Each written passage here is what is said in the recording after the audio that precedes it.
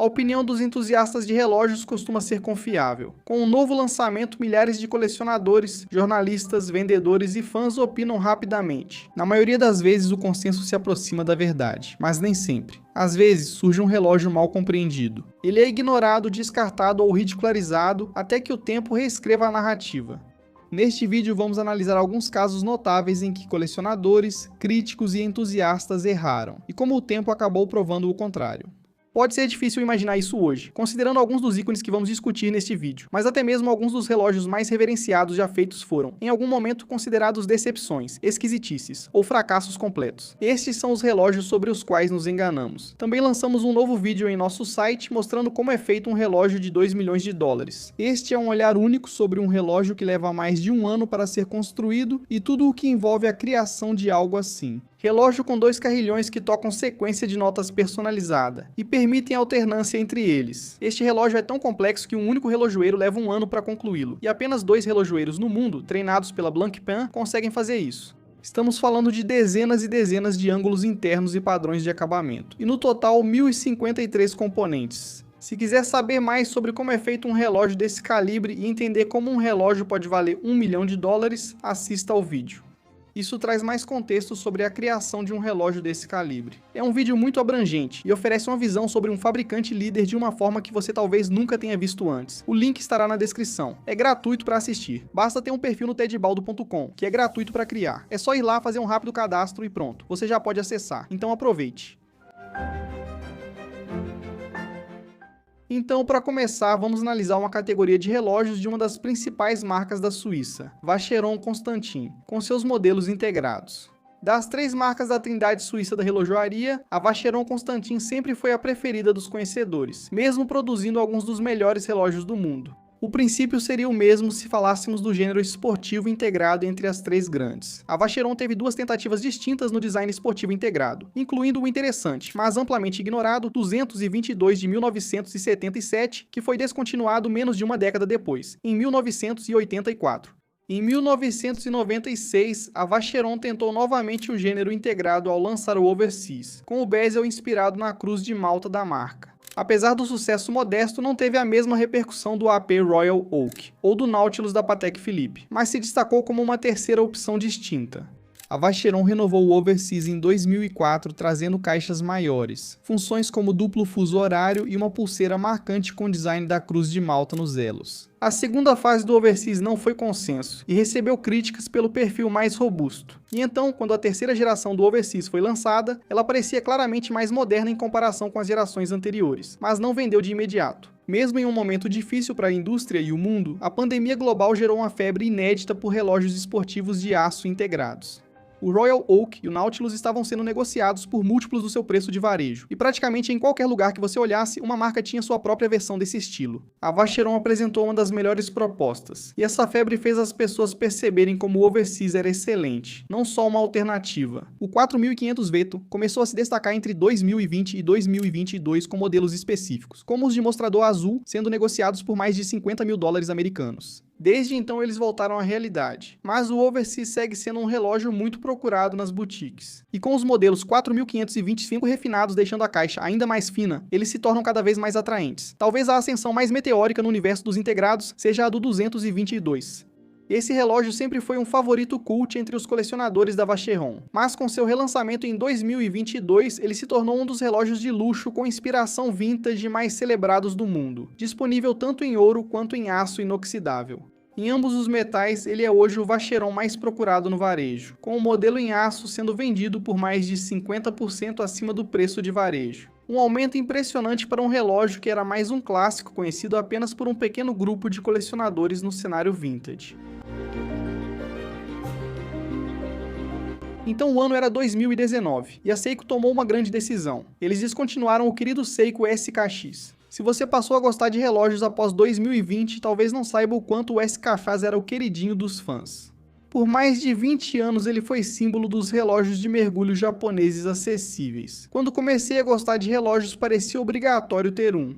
Tudo isso para dizer que quando a Seiko encerrou a produção após 23 anos, os fãs ficaram chateados, mesmo esperando um sucessor direto. Neste mesmo ano, a Seiko também descontinuou a geração anterior do Seiko 5 com o movimento 7S26. A resposta da Seiko para essas duas descontinuações foi a introdução da chamada família de modelos 5KX dentro da nova linha Seiko 5, trazendo um visual que lembrava justamente o relógio que havia sido tirado dos entusiastas de forma tão cruel. Apesar do novo Seiko 5 ter o visual do SKX, com caixa característica, coroas 4 horas bezel e mostrador luminescentes, muitos que queriam um sucessor direto do SKX ficaram indignados. A linha 5KX com dezenas de modelos possuía só 100 metros de resistência à água. Eles não tinham a coroa rosqueada do SKX, o que levou alguns a reclamar que não era mais um verdadeiro relógio de mergulho, e fez com que alguns exemplos do SKX aparecessem no mercado secundário com preços absurdamente altos. Embora não fossem feitos para mergulho profissional, os modelos 5KX acabaram envolvidos nisso. E o nome 5KX é um apelido criado por entusiastas, não pela Seiko. Mas o alinhamento de algumas descontinuações basicamente levou a todas essas críticas. Agora, nos anos seguintes, porém, a coleção começou a se expandir. Vimos peças como o Dress Cains, as versões estilo piloto do design, os relógios de campo da série Seiko 5 e os grandes sucessos dos SSK GMTs, com os movimentos 4R34. Em 2026, os Seiko 5 Sports conquistaram fãs dedicados e se tornaram os relógios automáticos mais vendidos abaixo de $500. E eu acho que esse é um ótimo exemplo de como, às vezes, um relógio não é julgado apenas pelo que entrega no papel, mas também pelo que mostra ao vivo. Às vezes isso depende do contexto ao redor, de uma marca maior, e situações como descontinuações podem gerar alvoroço e influenciar a interpretação do consumidor final. O independente britânico Christopher Ward esteve longe de ser um sucesso da noite para o dia. Na verdade, a marca teve um começo dolorosamente lento, com quase nenhuma venda registrada em seus primeiros meses de existência. O marketing de Christopher Ward começou com um único anúncio do modelo Malvern, colocado no jornal Independent em 2005. Como não tinha um histórico, quase não havia pedidos. Só quando começaram a receber comentários e repercussão nos fóruns Time Zone, na época, é que ganharam um pouco de impulso, com elogios ao C5 Malvern automático. E seu preço de varejo impressionante de 179 libras esterlinas, esse foi o primeiro passo da CW, com modelos como o C60 Trident automático se tornando outro sucesso de vendas. Agora, dito isso, durante a década de 2010, Christopher Ward era basicamente uma boa história de azarão. Eles eram uma marca pequena que fazia bons relógios, usava calibres de terceiros e tinha um modelo de negócios interessante, mas para colecionadores sérios eram vistos como secundários. No início da minha vida de colecionador, o discurso sobre eles era focado no logo, e em serem uma micromarca decente, mas sem identidade de design distinta, ficando atrás dos grandes nomes. 2019 foi um ano em que a empresa recebeu mais investimentos para crescer, e cresceram mesmo. O ponto de virada definitivo que eu destacaria na mudança de trajetória dessa marca foi em 2022 com o lançamento do Bel Canto.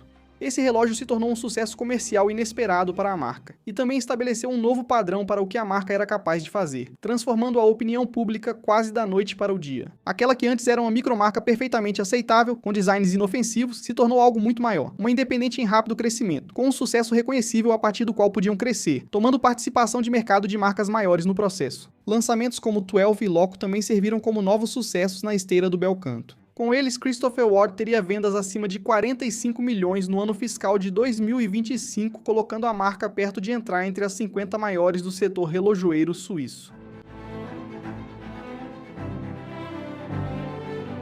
Agora voltamos várias décadas no tempo e olhamos para os anos 1970. E durante esse período, a indústria estava passando por mudanças dramáticas. Um dos desenvolvimentos mais famosos foi a criação de dois principais modelos esportivos integrados, o Audemars Piguet Royal Oak e o Patek Philippe Nautilus. Esses relógios são muito diferentes, mas como tem o mesmo designer e repercussão similar no lançamento, faz sentido analisá-los juntos. O Royal Oak da Audemars Piguet é hoje talvez o relógio de luxo integrado mais desejado do mundo, mas não foi amplamente aceito em seu lançamento em 1972. No início dos anos 1970, a Audemars Piguet enfrentava desafios. A revolução do quartzo surgia e as grandes casas suíças de luxo buscavam manter relevância. O lendário designer Gerald Genta teria desenhado o Royal Oak em uma noite, segundo rumores. Embora haja debate sobre isso, a história reforça sua lenda. O resultado, porém, foi um relógio esportivo de luxo em aço, resistente à água, um conceito bastante revolucionário na época, com um bezel que lembrava um capacete de mergulho, e custando impressionantes 3.300 francos suíços. Para contextualizar, isso custava mais que um relógio de ouro maciço da Patek na época, e a reação da indústria foi mista. Alguns se incomodaram com o visual arrojado e a pulseira complexa do Royal Oak, enquanto revendedores ficaram chocados com seu preço, próximo ao de um carro de luxo. De modo inesperado, a publicidade do Royal Oak focou totalmente na estratégia de preços. Outro design icônico de Gerald Genta, o Nautilus Jumbo original de 42mm de 1976 teve vendas mornas no início. As críticas surgiram devido ao seu grande tamanho, e como no Royal Oak, o preço de $3.100 foi visto como alto demais para um modelo esportivo de aço. Os primeiros exemplares enfrentaram resistência dos próprios revendedores, e demorou até o Nautilus se tornar um sucesso.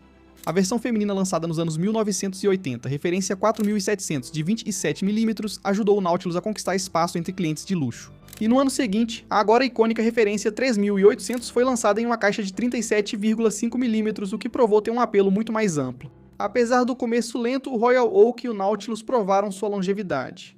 Além de estarem entre os modelos mais desejados da relojoaria, acabaram unindo cultura pop e arte relojoeira. O mais impressionante sobre esses relógios é como viraram símbolo dessas marcas, especialmente o Royal Oak e o Nautilus entre colecionadores jovens. Ele é bem mais famoso que Calatrava e os cronógrafos de calendário perpétuo, mesmo com a longevidade desses designs. Hoje são referência no gênero e inspiraram outras marcas a lançarem versões próprias, transformando o gosto dos colecionadores.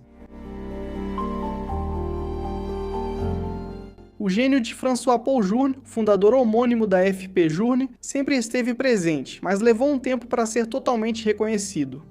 Apesar do interesse em Journe, muitos de seus relógios e inovações únicas foram inicialmente mal compreendidos. O Resonance confundiu alguns por ter dois mostradores independentes, levando-os a pensar que era um relógio de dois fusos. Mas Journe projetou o relógio para mostrar que os dois movimentos se sincronizavam naturalmente pela ressonância acústica, e não como um relógio de viagem.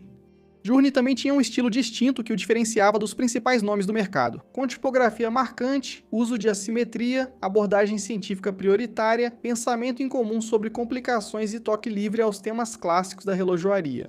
Journe, nos anos 2000, foi amplamente elogiado pelo GPHG e especialistas, consolidando-se como o maior vencedor do Grande Prêmio.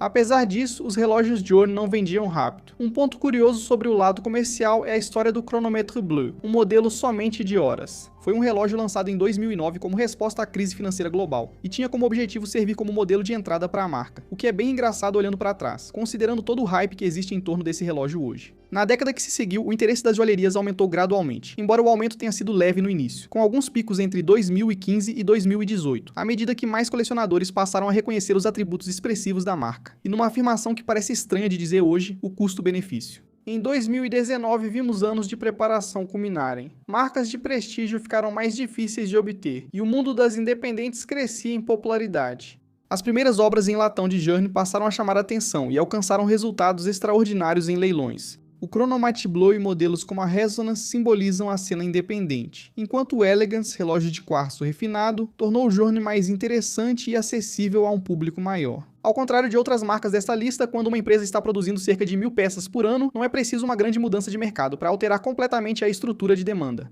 Nos anos seguintes, Journe virou o independente mais cobiçado para colecionadores, e os dias em que ignoravam o gênio de François Paul ficaram para trás. Você percebia um interesse parecido com o do colecionismo de belas artes, devido à produção limitada.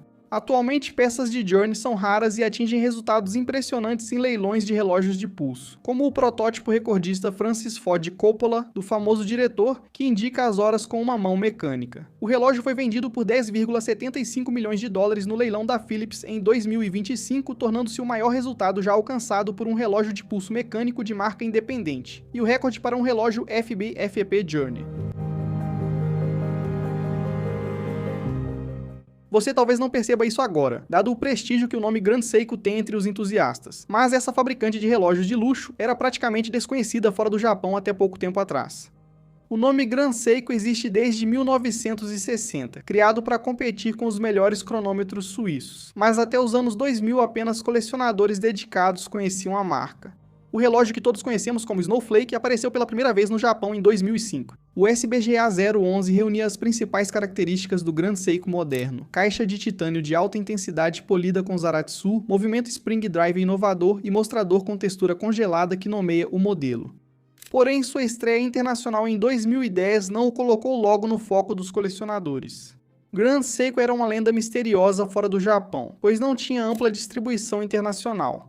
Além disso, havia muitos equívocos sobre a marca, já que era raro ver um desses relógios por aí.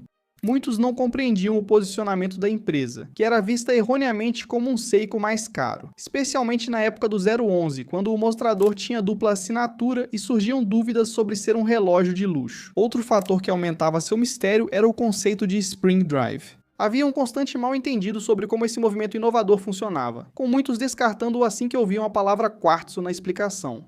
Por anos, Grand Seiko foi uma desconhecida no cenário dos relógios de luxo, mas tudo isso começou a mudar por volta de 2017.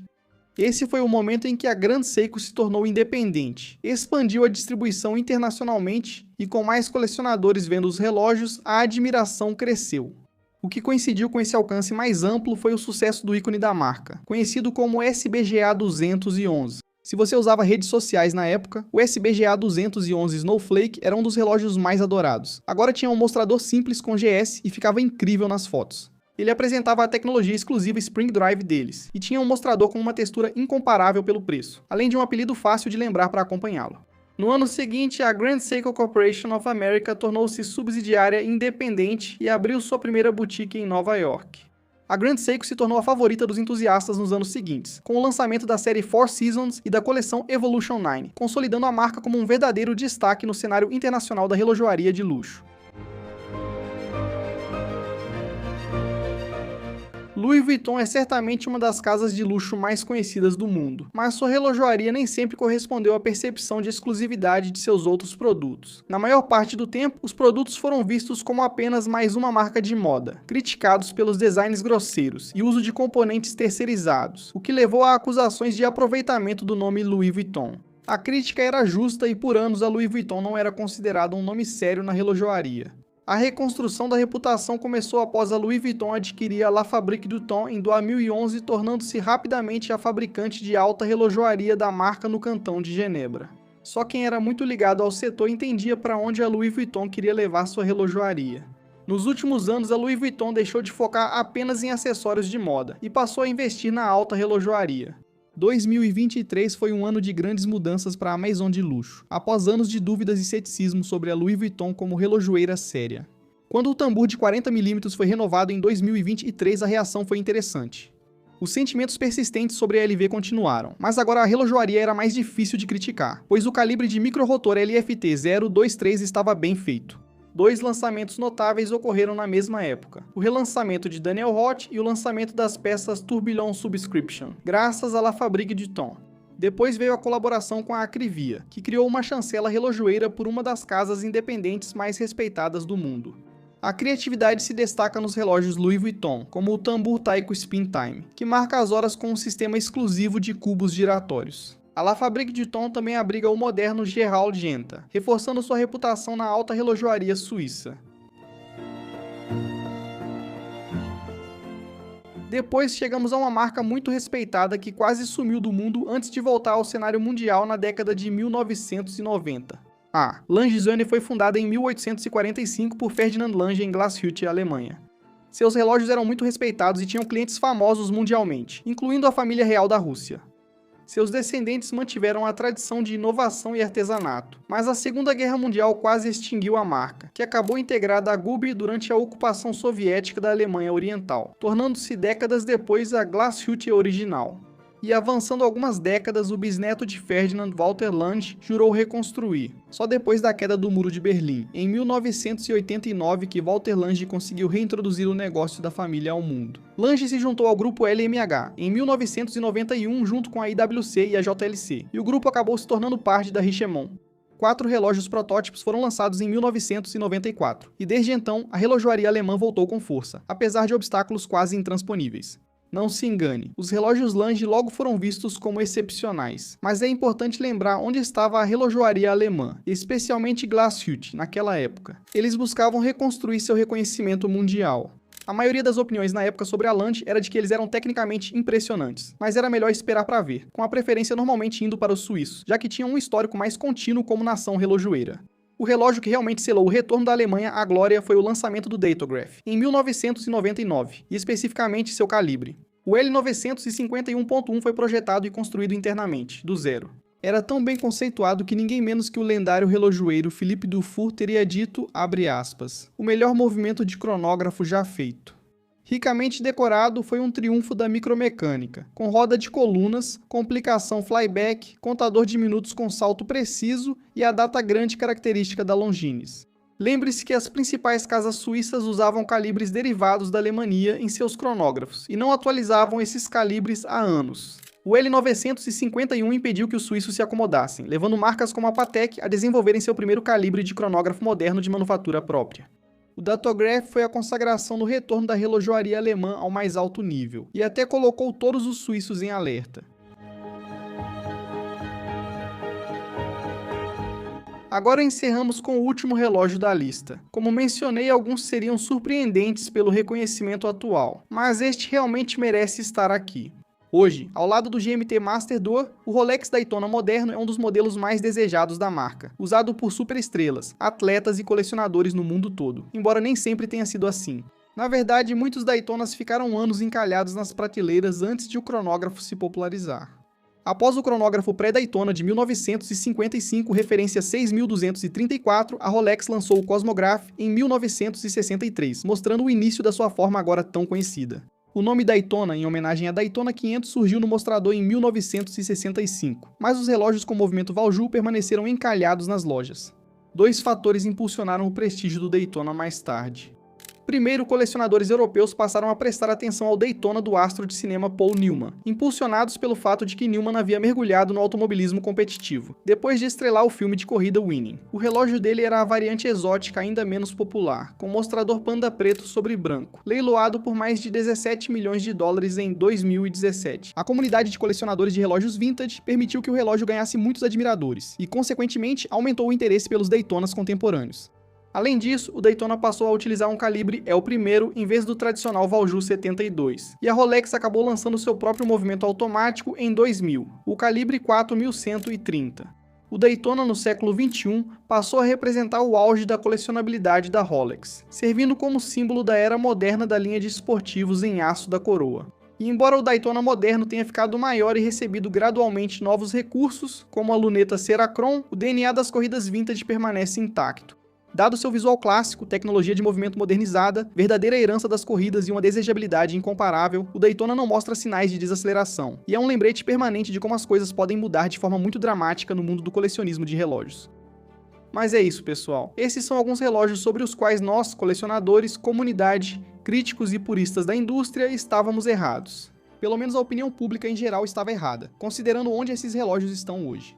Se gostou do vídeo, curta, inscreva-se e ative o sininho. Agradeço, isso ajuda muito o canal. Além disso, se você tem um relógio que acha que também se encaixa na classificação deste vídeo, deixe um comentário aqui embaixo. Você concorda com todas as minhas opiniões? Ou discorda? E também deixe um comentário se você acha que existe outro relógio sobre o qual as pessoas estavam erradas no começo, mas que agora, com o passar do tempo, talvez seja visto de forma diferente. Além disso, não deixe de conferir tedbolso.com, revendedor autorizado de mais de 35 marcas. Toda compra feita em nosso site conta com envio rápido, suporte ao cliente dedicado e garantia de fábrica completa para todos os produtos que oferecemos. Mas pessoal, muito obrigado mais uma vez por assistirem. Fiquem bem e nos vemos em breve.